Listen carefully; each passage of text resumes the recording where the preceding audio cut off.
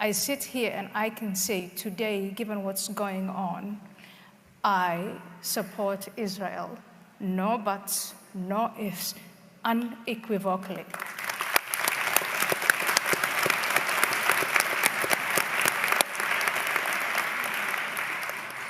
That is a moral choice.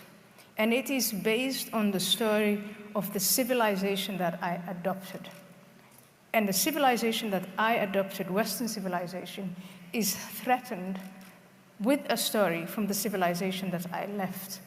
And I think for me, these are the two stories of my time. And there are times when I feel depressed and think, why on earth do I have to be, why do I have to deal with this? But there are times like now when I really feel strengthened and emboldened and say, I have children and I'm fighting for the civilization that I adopted for my children and for your children. And we have to fight. And it makes me extremely optimistic that this room today is full of people who see that and who want to fight back. That's the story. What do you think in your own life, what do you think the differences are between the times when you're feeling more despair, let's say, and more hopelessness, and the times that you're feeling more optimistic?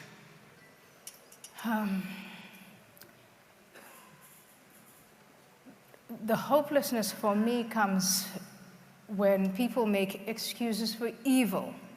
When you have 3 weekends in a row, 100,000 people who live here and who've grown up here and who enjoy the blessings of this civilization march in London and make excuses for evil and side with evil. It makes me despair because the rest of us don't stand up to it. But it also gives me hope to come here and say, let's stand up for it. Because now we know what evil looks like and we know exactly what we're facing. It's not only the Jewish babies that they're beheading. They will behead your babies, Jewish or not, if you don't fit into their story. Okay, I have one more question for you on that side of things. Now, you grew up in one story, within the confines of one story, let's say, and you said that there was a time in your life where you chose another. And I would say, what do you think,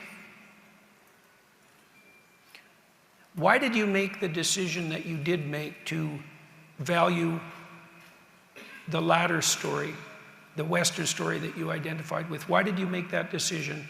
And how do you justify it?